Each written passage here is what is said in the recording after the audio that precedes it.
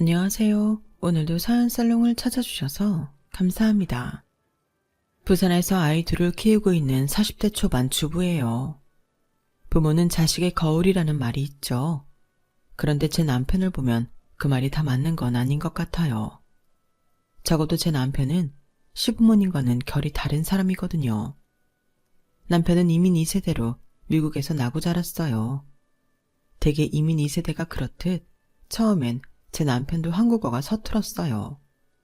집에서 부모님이 한국어를 사용하시긴 했지만 밖에서는 늘 영어를 사용했으니까요. 그래서 한국어로 대화가 가능하기는 해도 어려운 단어나 속담, 관용어가 나오면 헤매이기도 했죠. 어릴 땐 학교에서 인종차별도 당하고 심지어 길에서 마주친 백인들한테 넌 어떻게 영어를 잘하냐는 말도 자주 들었대요. 영어를 잘해서 칭찬을 하는 건데 이게 뭐가 문제냐고 할 수도 있겠지만 생각해보세요. 한국에 사는 한국인한테 한국어를 잘한다고 하지는 않잖아요. 그렇게 말을 한다면 거기에는 넌 우리나라 사람도 아닌데 어떻게 우리나라 말을 잘하니? 라는 뜻이 담긴 거니까요. 적어도 제 남편한테 그런 말을 했던 백인들한테는 제 남편이 미국인으로 받아들여지지 않았다는 거예요. 나고 자란 미국에선 미국인으로 받아들여지지 않고 부모의 고국인 한국에서는 한국인으로 받아들여지지 않는 모순이 발생한 거죠.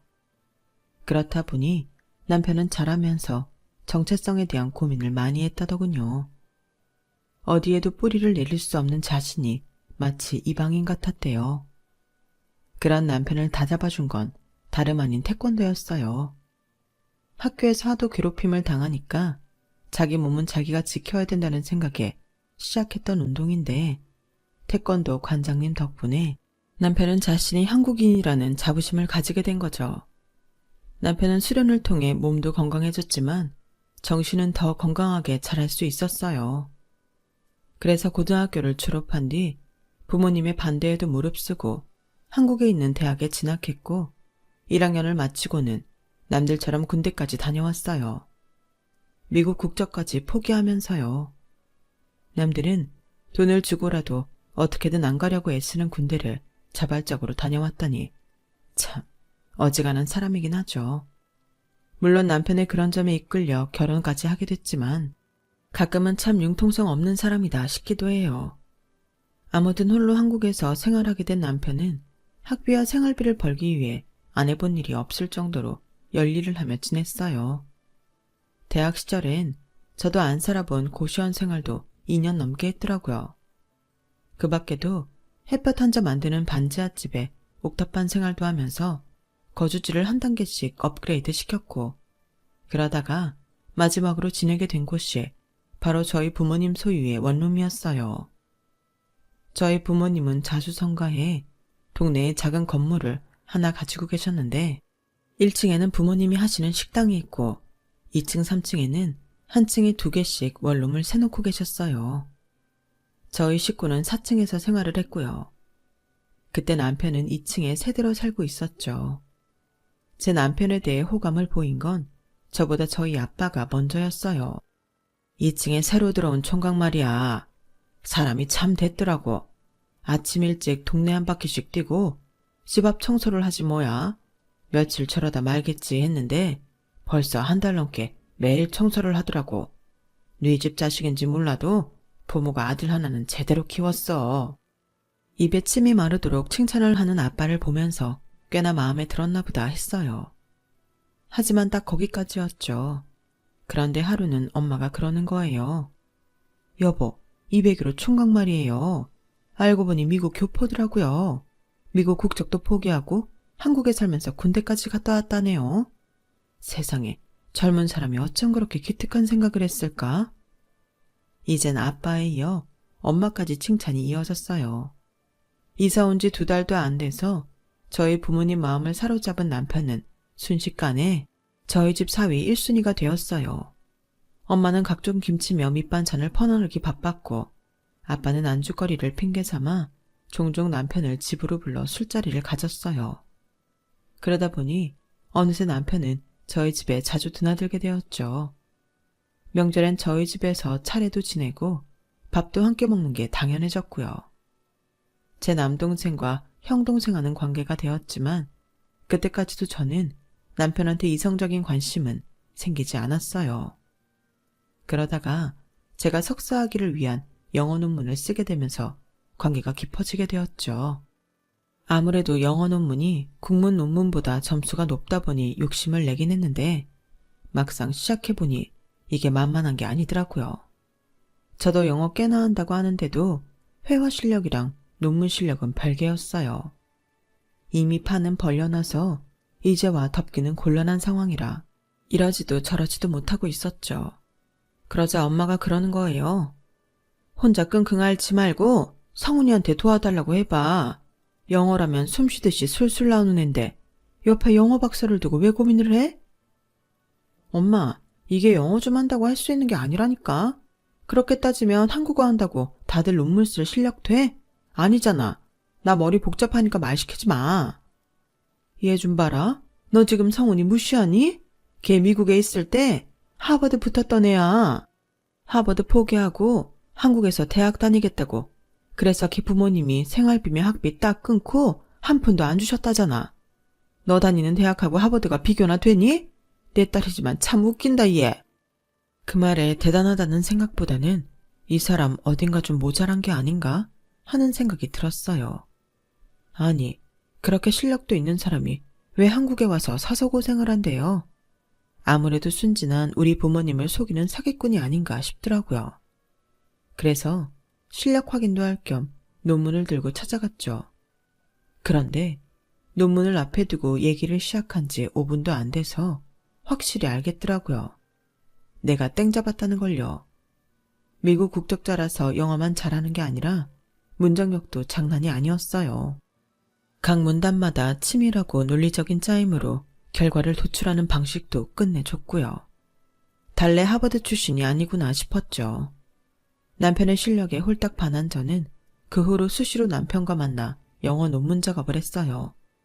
그리고 얼마 뒤 교수님들의 극찬을 받으며 한 방에 논문 패스를 하게 되었죠. 제가 취직도 미루고 석사 학위에 목을 맨 건 제가 원하는 직종이 학위를 많이 보기 때문이었어요. 제가 하려는 일은 제약회사 연구직인데 학위의 유무에 따라 지원할 수 있는 분야와 회사가 나뉘거든요. 그래서 석사 학위를 딴 뒤 제가 원하는 회사에 들어갈 수 있었죠. 취직을 하고 첫 월급을 탄 저는 부모님과 남동생 그리고 제 취업에 누구보다 큰 공을 세운 남편한테 선물을 했어요.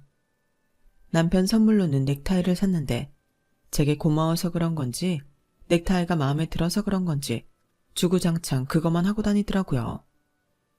유니폼도 아니고 왜 맨날 같은 타이만 하고 다녀요? 집에 넥타이 없어요? 아, 하나 더 있긴 한데 그게 너무 낡아서요. 아니, 들어보니 직장도 좋고 월급도 꽤 되는 것 같던데 넥타이 좀 사지 그래요. 사무직 남자들이 멋부릴 때가 넥타이밖에 더 있나? 혹시 돈이 없어서 그런 건 아니죠? 아, 그게 아니라 그냥 습관 같은 거예요. 저 어릴 때 집이 좀 어려웠거든요. 부모님이 늘 돈 때문에 힘들게 사시는 걸 봐와서 그런가. 돈만 보면 저금하는 게 습관이 됐나 봐요. 아까워서 못 쓰겠어요. 그 말을 듣고 보니 평소 남편은 몇 가지 옷으로 1년을 났다는 걸 알겠더라고요.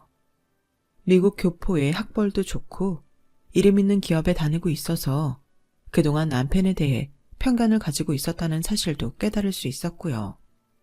그게 좋은 쪽이든 나쁜 쪽이든 가네요. 가진 거에 비해 참 소탈하고 담백한 사람이다 싶었어요. 왜 우리 부모님처럼 산전수전 다 겪고 사람한테 숱하게 당해본 분들이 그렇게 극찬을 하셨는지 알 것도 같았죠. 화려한 스펙보다는 인간 자체가 빛나는 사람이더라고요. 그래서 저도 모르게 끌렸던 것 같아요. 남편과 저는 비록 한 집에 살지는 않았지만 한 건물에서 아침 저녁으로 보고 살다 보니 자연스레 가까워질 수 있었어요. 명절도 함께 보내고 엄마가 특식을 만들 때면 당연히 남편 젓가락도 식탁에 올리게 되었고요. 결혼 정년기에 든 남녀가 정분이 안 나는 게 이상할 상황이었죠. 그러던 어느 날이었어요. 그날은 직장에서 회식이 있는 날이었는데 선임이 남편 외도로 마음고생이 심했는지 저를 붙들고 신세한탄을 하지 뭐예요. 직장 동료들 앞에서 울고 짜면서 하소연을 하는데 어떻게 두고 올 수가 있겠어요. 그래서 술고장 다 받아주고 있다 보니 자정이 훌쩍 넘었더라고요. 가정에 있는 사람들은 일찌감치 핑계를 대고 빠져나간 뒤였고 결국 제가 총대를 매게 된 거죠. 택시를 타고 선임 집까지 가는데 술에 취해서 그런지 엉뚱한 주소를 대는 바람에 1시간이 넘도록 동네를 빙빙 돌았어요. 기사님이 마감 시간이 지났다며 회사로 돌아가야 한다고 닥달을 하는 바람에 저는 선임을 데리고 택시에서 내렸죠. 물먹은 쌀자루처럼 무거워진 선배를 데리고 근처를 돌던 저는 다행히 통화가 된 선임 남편한테 선임을 넘길 수 있었어요.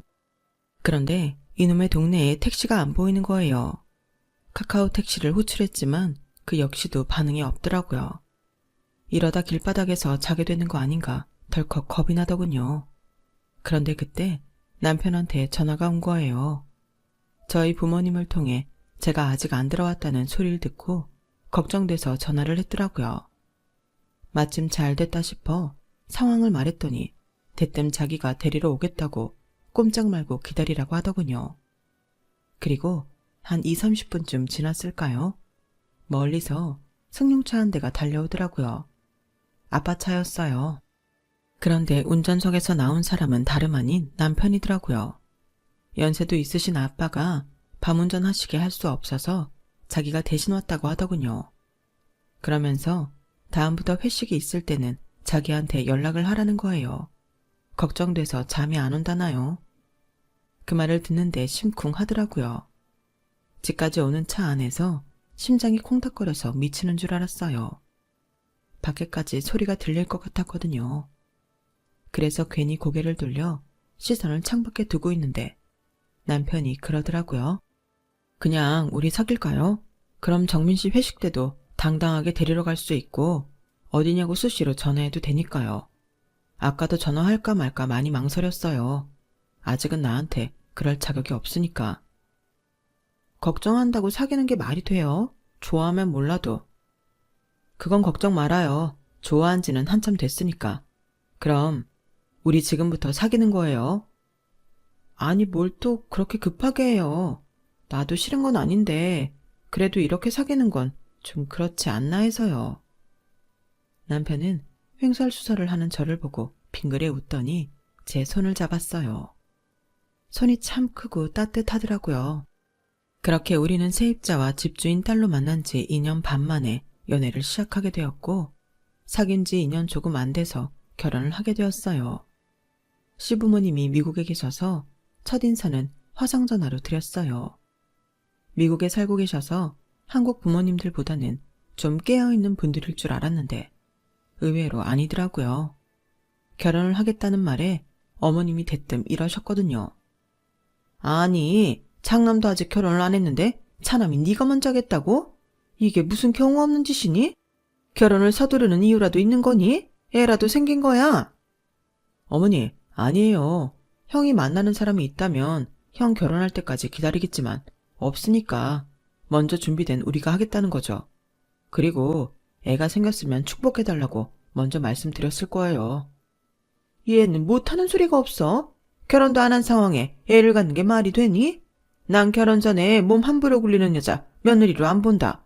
자고로 신부감은 남자를 모르는 여자를 골라야 돼. 왜 새거도 많은데 헝거를 골라? 절대 그러면 안 돼. 옆에서 그 말을 듣는데 이건 웬 조선시대? 하는 생각이 들더라고요. 물론 혼전 임신을 추천하는 건 아니지만 그걸 여자한테 책임을 떠넘긴다는 건 말이 안 되는 거잖아요. 게다가 헝거라니요. 솔직히 그날 통화를 끝내고 잠시 고민을 했어요. 이런 시부모 밑에서 살 수 있을까 하는 걱정 때문이었죠. 남편만 보면 더없이 훌륭한데 아무리 봐도 시어머니 자리는 영 탐탁치 않았어요. 그래도 다행이라면 다행이랄까? 시댁이 미국에 있어서 자주 보지는 않아도 된다는 거였죠. 그래서 남편만 보자는 생각으로 결혼을 감행했어요. 시부모님이 한국에 들어올 상황이 안 된다고 하셔서 결혼식은 한국에서 한 번, 미국에 가서 한 번 더 했어요. 미국에서 한 결혼식의 하객은 남편 친구들 몇몇을 빼면 시부모님이 다니는 교회 분들이 대부분이었어요.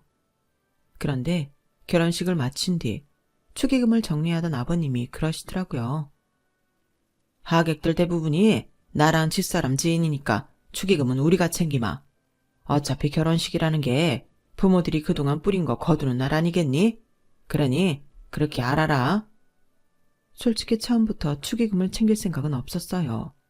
신혼여행차 미국에 왔다 생각하면 항공료 나간 것도 아깝지는 않았으니까요. 그래도 대놓고 그런 말씀을 하시니 좀 놀라기는 했어요. 한국에 돌아와 엄마한테 그 얘기를 했더니 그래? 미국에 오래 사신 분들이라 그런가? 따지고 보면 틀린 말은 아니니까. 얼마 안 되는 돈으로 얼굴 붉힐 일 없다는 게 저희 부모님 입장이라 저도 축의금 일은 잊기로 했어요. 그런데 축의금 문제는 그렇게 계산이 철저한 분들이 다른 면에 있어서는 계산이 흐리더라고요.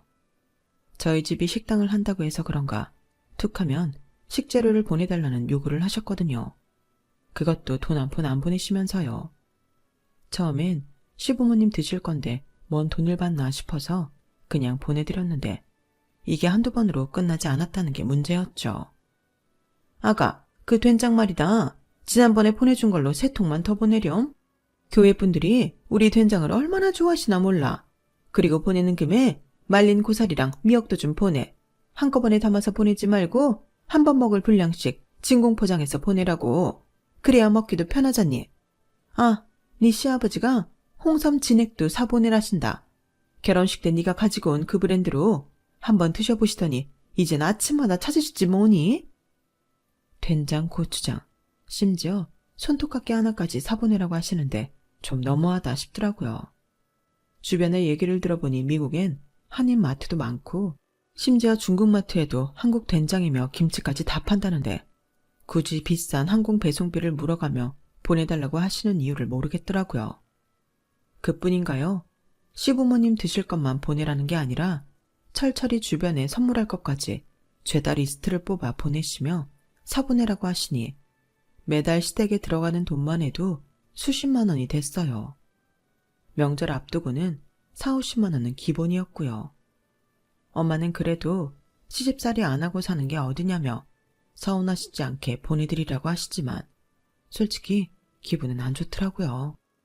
그래서 한편은 남편한테 그 얘기를 했더니 대뜸 시부모님께 전화를 하더라고요. 어머니, 이런 거 한인마트에 다 팔잖아요.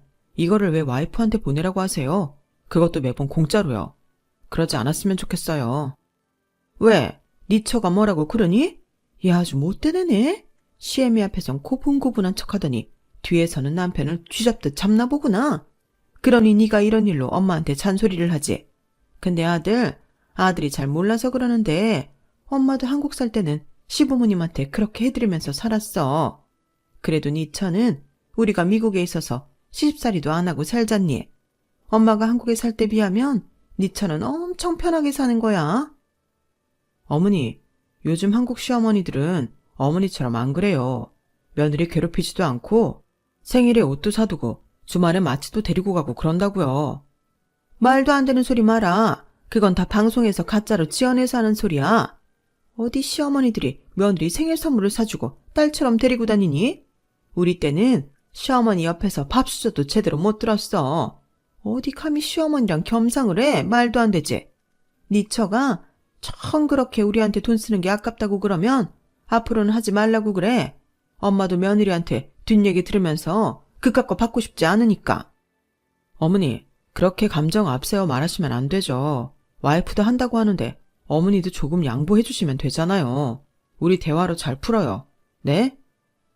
남편은 한참이나 시어머니를 설득했어요. 그렇게 해서 타협을 본 결과는 이랬어요. 명절이나 어버이날, 부모님 생신 때 보내드리는 선물은 무조건 공짜.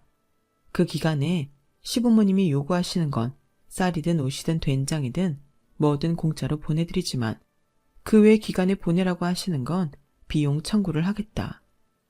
이게 참 야박한 것 같지만 저희 시부모님한테는 이렇게 안 하면 끝도 없이 요구를 하시거든요. 그런데 이 타협안에도 허점은 있었어요. 그건 바로 가격과 종류, 그리고 양이었죠. 타협안에 명시된 그날이 다가오면 시어머니는 엄청난 리스트를 쭉 뽑아서 제게 메일을 보내셨는데 그 종류와 양이 엄청 낮다는 거예요. 그러니 돈도 그만큼 많이 들 수밖에요. 엄마, 우리 시부모님 정말 너무한 거 알아? 어버이날이라고 아버님은 공진당 10박스에 홍삼 절편 20박스나 보내달래. 어머님은 또 어떻고 올 겨울에 입을 구스다운 패딩에 큰아들 보러 달라스에 가신다고 왕복 항공권까지 사달라셔. 무슨 날만 되면 한미천 잡으려는 사람들처럼 이러시는데 정말 미치겠다니까. 이럴 거면 차라리 한국에 사는 시부모님이 낫겠어. 너무 그러지 마라. 기껏해야 몇 년에 한 번 볼까 말까 한 시부모님인데 그 정도 못 해드리겠니? 손녀딸도 마음대로 못 보시고 떨어져 사시는데 안쓰럽지도 않아? 애 엄마가 돼서는 마음을 곱게 써야지. 그래야 나중에 네 딸이 좋은 시부모님 만나지. 베푼 만큼 복 받는다 생각하고 좋은 마음으로 해드려. 엄마 말이 틀린 것만은 아니었어요. 사실 저도 마음에 걸리는 부분이 있긴 했거든요. 결혼하고 이듬해 제가 딸을 낳았지만 그때도 시부모님은 한국에 들어오지 못하셨어요. 그래서 영상통화로만 손녀딸을 보셔야 했죠. 엄마는 그 일을 두고 못내 안타까우셨던 모양이에요. 그래서 딸아이가 돌이 지나자 시댁에 다녀오라고 항공권을 사주셨어요. 제 남편이 둘째이긴 하지만 아주버님이 저희보다 2년 늦게 결혼을 한 탓에 집안에서는 제 딸이 첫 손주였거든요. 그래서인지 시부모님은 엄청 좋아하셨죠. 그래서 미국에서 지내는 일주일 동안 두 분은 손녀딸을 손에서 놓지 않으실 정도였어요. 눈에 넣어도 아프지 않을 손녀딸을 멀리서 영상으로만 봐야 하니 얼마나 가슴이 아프시겠어요. 그래서 이번 일도 그래, 내가 참자 하는 생각으로 넘기고 말았죠. 그렇게 참고 산 게 장장 15년이었어요. 이제는 시부모님이 지나친 요구도 그러려니 하고 넘기는 경지에 이르렀죠. 그러다 2년 전 시부모님이 한국에 들어오시게 된 거예요. 말년은 한국에서 보내고 싶으시다며 집도 팔고 완전히 정리해서 한국으로 오신 거죠. 서울에서 13년 넘게 살아온 우리 부부는 남편 직장 때문에 부산으로 내려온 지 2년이 가까이 되는 터라 시부모님 집을 어디에 잡아드려야 할지 고민이 되더라고요. 저희가 사는 부산에 잡자니 우리가 서울로 가게 되면 그때는 시부모님만 부산에 두고 가야 돼서 안 되겠더라고요. 그래서 생각 끝에 서울에 마땅한 집을 찾아드렸어요. 두 분 다 일을 그만두신 터라 노후 생활자금도 남겨야 해서 집은 두 분이 사시기 불편하지 않을 정도의 아담한 집으로 골라드렸죠. 미국 집에 비하면 한참 좁긴 하지만 그래도 신축 빌라라서 냉난방도 잘 되고 주변에 재래시장을 비롯해 편의시설이 잘 돼 있어서 사시는 데는 불편함이 없는 집이었어요. 집 근처 버스 정류장에서 버스 한 번만 타면 20분 내외로 저희 부모님 댁까지 갈 수도 있었죠. 한국을 떠나 사신 지 오래돼서 주변 도움이 필요할 것 같아 일부러 제 친정 근처에 집을 얻어드렸는데 시부모님도 그 점에 대해선 만족하시더라고요. 오히려 불편한 건 저희 부모님이었죠. 두 분이 툭 하면 제 친정에 찾아와 쌀이며 부식, 심지어 밑반찬까지 받아다 드셨거든요. 부산에 살고 있어서 그런 시시콜콜한 사정까지 몰랐던 저는 남동생을 통해 그 얘기를 듣고 기함을 토할 뻔했다니까요. 누나, 사돈어른 말이야. 진짜 얼굴에 철판 까신 것 같아.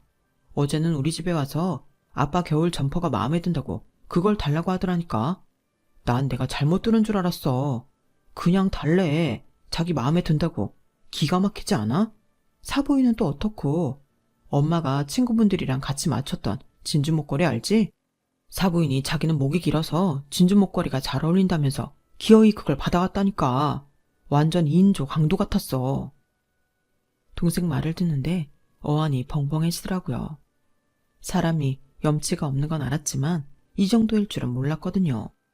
그래서 엄마한테 전화해 동생이 한 말이 사실이냐고 물었더니 웃으면서 그래도 사람들이 악의가 있는 사람들 같진 않아서 그냥 줬다고 하더라고요. 저로서는 이해가 안 갔지만 그래도 엄마가 웃으며 넘기시지. 저로서도 어쩔 수 없더라고요. 그런데 이건 애교에 불과했어요. 시부모님이 한국에 들어오신 지 1년이 조금 넘었을 무렵이었어요. 집 배관에 문제가 생겨서 보수공사를 해야 한다더라고요. 어쩌니? 네 시아버지랑 내가 당장 지낼 곳이 없다. 호텔로 들어가자니 한 달 넘게 있으려면 돈이 얼마야. 너희라도 근처에 살면 거기 가서 있는 건데. 그래서 말인데 주변에 방 하나 비는 거 어디 없겠니? 그냥 잠잘방이랑 욕실만 있으면 돼. 수고스럽겠지만 네가 좀 알아봐다오. 제 주변엔 놀리는 방을 가진 분이 없어서 친정엄마한테 말씀드렸더니 대뜸 그러시는 거예요. 그래? 그럼 우리 집에 오시라고 해. 3층에 방 하나 비어있거든.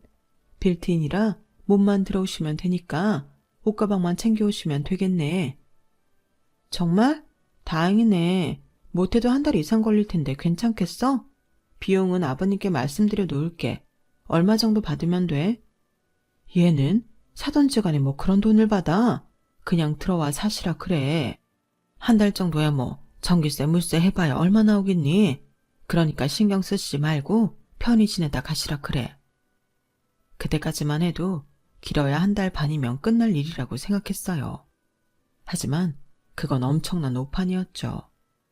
제 친정에 들어온 시부모님은 한 달이 지나고 계절이 몇 번이나 바뀌도록 돌아갈 생각을 안 하셨거든요. 집만 빌려 쓰신 게 아니라 식사도 저희 친정에서 해결하실 정도로 진상의 극치를 보여주셨어요. 아침은 친정 부모님이 하시는 1층 식당에서 콩나물 해장국으로 해결하셨고, 점심은 산책 후 근처 카페에서 샌드위치나 빵으로, 저녁은 제 친정 엄마가 차려주시는 저녁 밥으로 해결하셨어요. 그렇게 얻어드시면서도 조금도 미안한 기색 하나 없었다는 게 신기할 정도였죠. 그런데 이 정도만 돼도 얄미울 판에 두 분이 어찌나 제 친정 부모님을 깔보시던지 정말 볼 때마다 주먹이 불끈불끈 할 정도였어요.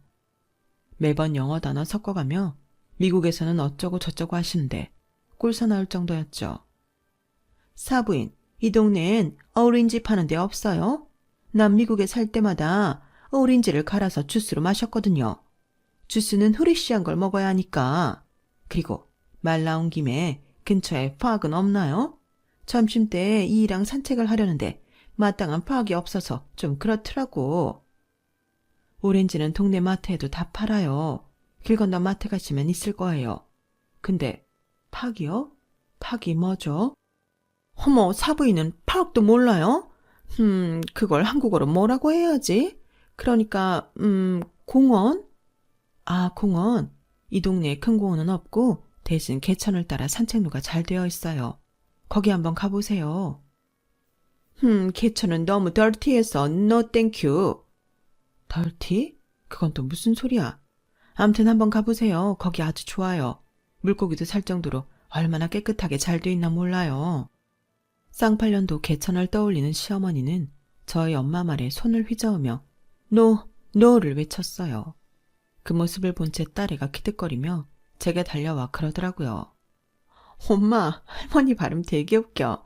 오렌지 덜티. 그렇게 발음하니까 외할머니가 못 알아듣지. 엄마, 친할머니 영어 못하지? 코미디 영화에서 보면 꼭 영어 못하는 사람이 쉬운 단어만 혀 굴려가며 영어 쓰잖아. 완전 똑같아. 저는 딸아이 입을 막으며 그만하라고 잔소리를 했어요. 하지만 이미 늦었더라고요. 제 딸이 깔깔대며 하는 얘기를 시부모님이 다 들으셨거든요. 시어머니는 손녀딸의 놀림에 얼굴이 새빨개지셨지만 그렇다고 화를 낼 수는 없었어요. 사실 저희 시부모님이 영어를 잘 못하시는 건 사실이거든요. 미국 생활 내내 한인타운에서 일하고 교류도 대부분 한국인들과 하셔서 영어 쓸 일이 그리 많지 않았던 탓이죠. 그건 영어 실력이 저희 부모님 앞에서는 어떨지 몰라도 영어를 유창하게 하는 제 딸 앞에서는 어림도 없었다는 게 문제였어요. 그날 이후 시부모님은 어줍지 않은 영어 발음으로 제 친정 부모님을 기죽이는 행동은 하지 않으셨어요. 정확히는 그럴 수가 없었죠. 얼마 뒤 제 친정에서 쫓겨나셨거든요. 한 달 정도면 끝날 거라던 공사가 1년이 다 되도록 끝날 기미를 보이지 않자 더는 두고만 있을 수가 없었어요. 시부모님 때문에 새를 놓을 방을 놀리게 된 것도 그렇고 무엇보다 염치 없는 시부모님 때문에 친정부모님이 너무 피곤해하셨거든요. 이건 뭐 상전을 모시고 사는 것도 아니고 돈 한 푼 안 내면서 이거 해달라 저거 해달라 요구 조건만 많으니 어떻게 한 집에 살 수 있겠어요. 그래서 보다 못해 에어비앤비를 통해 시부모님이 머물 집을 알아보았어요. 차후 비용은 시부모님께 청구할 생각이었죠. 그런데 집을 찾던 중에 굉장히 익숙한 집을 보게 된 거예요. 저희 시부모님이 한국으로 들어오실 때 미국에서 사용하시던 그릇이랑 소품들을 죄다 들고 오셨는데 그게 그대로 놓인 집이 있더라고요. 위치를 확인해보니 플랫폼 특성상 정확한 위치는 안 나온다 쳐도 저희 시부모님 댁 근처이면 확실했어요. 페이지에 올려진 집 사진을 하나하나 넘겨볼 때마다 의혹은 확신으로 변해갔죠. 이건 분명 저희 시부모님 집이 맞았어요. 후기를 보니 집 수리 중이라던 기간에 그 집에 머물렀던 손님들이 한둘이 아니더라고요. 지난 시간 동안 시부모님은 당신들 집을 빌려주고 돈을 받아 챙기곤 제 부모님 집에서 공짜로 숙식을 해결했던 거죠. 그러면서도 집안일을 돕기는커녕 손 하나 까딱 안 하고 무의도식한 거예요. 순간 속에서 천불이 올라오더라고요. 어쩜 사람들이 이럴 수가 있죠? 아주 양심을 물 말아먹은 인간들이더라고요. 이쯤 되니 지난 15년 동안 미국에 살면서 제가 말도 안 되는 요구를 했던 것까지 죄다 소환돼서 제 분노에 기름을 끼얹었어요. 그래서 그날 바로 남편과 함께 서울로 달려갔죠. 차 안에서 저를 통해 상황을 전해들은 남편은 창피해서 얼굴이 붉어졌어요. 자기야, 나 말리지 마. 나 더는 못 참으니까. 그동안 우리 엄마랑 아빠가 당신 부모님 때문에 얼마나 힘들었는지 알지? 나도 지난 15년간 정말 많이 참았는데 이제 더는 못 참겠어. 남편은 한숨만 쉴 뿐 아무 말도 못했어요. 그렇게 11시가 넘어서 친정에 도착한 저희 부부는 시부모님께 전화해 4층으로 올라오시라고 했어요. 그렇게 양가 부모님이 모인 자리에서 저는 아까 찾아보았던 에어비앤비 어플을 켰죠. 어머님, 아버님, 집 공사는 아직인가요? 예, 너 지금 그거 물으려고 이 시간에 서울까지 와서 시부모를 부른 거냐? 얘 정말 개념 없는 애네? 이보세요, 사돈. 얘가 이럽니다. 도대체 애 교육을 어떻게 시켰길래 이런 막대 먹은 짓을 한답니까? 애티튜드가 빵점이에요. 어머님, 그건 제가 할 말이에요. 도대체 어머님, 아버님은 어디서 어떻게 교육을 받으셨길래 눈 하나 깜박 안 하고 숨쉬듯 거짓말을 하세요? 여기 보이는 이 집 어딘지 아시겠어요? 이 후추통이랑 토마토 모양 버터통 기억나시죠? 어머님이 미국에서부터 애지중지 가져온 물건인데 설마 모른다고 하시진 않겠죠? 집 공사가 안 끝났다고요? 그 공사 정말 하기는 한 거예요? 예, 그럼 하지도 않은 공사를 했다고 하겠니? 이러실 줄 알았어요. 그래서 제가 여기 오기 전에 부동산 통해 그 빌라 사시는 분들께 연락해봤어요. 그랬더니 신축 빌라에 무슨 공사냐고 그런 일 없다더라고요. 그러면서 이 말도 하시대요. 요즘에 305호에 여행 가방 든 외국인들이 그렇게 드나든다면서 혹시 그 집 숙박업 하냐고 묻던걸요. 이건 어떻게 설명하시겠어요? 그러자 아버님이 마른 기침을 하시며 어머님한테 대답하라고 무언의 압력을 가하셨어요. 그러자 시어머니는 입술을 꽉 깨물더니 그러시더군요. 그래, 내가 에어비앤비에 집 내놨다. 그게 뭐 어떠냐? 내 집 가지고 내 마음대로 하겠다는데 뭐가 문제야? 그래, 그간 말 못한 건 사과하마. 그래도 그렇지, 이깟 일로 네가 시부모한테 이래도 되는 거니? 건방지게 시리? 그러자 그동안 참고 있던 남편이 소리쳤어요. 어머니, 그게 사과하는 사람 태도입니까? 그리고 사과를 왜 우리한테 해요? 장인어른이랑 장모님한테 해야죠. 자기 돈 벌자고 남의 집에 공짜로 살면서 고마운 줄도 모르고 뻔뻔하게 군 거 사과하시라고요. 왜 이렇게 창피하게 사세요? 미국 사람들한테는 한마디도 못하고 기죽어 살았으면서 왜 같은 한국 사람한테는 이렇게 예의 없이 함부로 구냐고요. 저 정말 부모님이 창피해서 장인어른 장모님 얼굴도 못 보겠어요. 왜 자식이 부모를 창피하게 만드세요? 내 집 가지고 내 마음대로 하시겠다고요? 근데 그거 아세요? 한국에서 가정집으로 숙박업 하는 거 그거 불법이라고요. 잘못하면 교도소에 갈 수도 있다고요. 그 말에 시부모님은 얼굴이 하얗게 질렸어요. 미국에서 살면서 이방인 취급받는 거 싫다면서요. 그래서 늙어선 고향 땅에서 행복하게 살겠다면서요. 그래놓곤 왜 이러고 사시는 거예요? 가족들 힘들게 하고 상처 주면서 두 분만 편하고 좋으면 그만이냐고요. 그게 무슨 가족이에요. 남도 그렇게는 안 해요. 형이 왜 집 떠나서 달라스로 갔는지 잊으셨어요. 어머니 아버지가 이러니까 창피해서 그런 거잖아요. 이젠 나도 더는 못 참아요. 내가 사랑하는 와이프랑 장인어른 장모님 가슴 아프게 하면서까지 어머니 아버지 챙기지 않을 거예요. 지금 당장 짐 챙겨서 돌아가시고 그동안 집 렌트비로 받은 거 장인어른께 돌려드리세요. 그리고 다시는 저랑 와이프한테 연락하지 마세요. 우리 이제 남남이니까. 남편은 용서를 비는 자기 부모님을 제 친정에서 내쫓았어요. 그리고 며칠 뒤 아빠 계좌로 850만 원이 입금되었더라고요. 엄마가 이 돈을 받아도 될지 모르겠다며 난감해 하시길래 당연히 받으셔야 된다고 말씀드렸어요. 돌려주면 그 벌은 못 고칠 테니 돌려줄 생각 마시라는 말도 덧붙였죠. 아빠는 제 남편과 술잔을 기울이며 그래도 부모 자식 간의 인연을 그렇게 끊는 게 아니라고 당장은 힘들겠지만 꼭 용서해 드리라고 하셨어요. 솔직히 저는 당장 용서는 못 해드릴 것 같아요. 지난 15년 동안 당하고 산 것도 그렇고 이번 일을 통해 사람은 변하지 않는다는 걸 확실히 깨달았으니까요. 하지만 언제가 됐든 남편이 자기 부모님을 용서하고 받아들인다면 반대할 생각은 없어요. 다만 전처럼 마음을 다해 대할 수는 없을 것 같네요. 소중한 사람은 소중하게 대해줘야 서로의 마음을 확인할 수 있는 건데 마음을 그냥 거저 얻으려고 한다면 그게 도둑하고 뭐가 다를까요? 시부모님들도 잘 알고 계셨으면 좋겠어요. 지금까지 제 사연을 들어주셔서 감사합니다.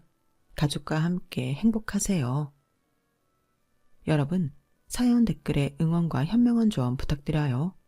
좋아요와 구독은 저에게 큰 힘이 됩니다. 오늘도 좋은 일 가득하세요.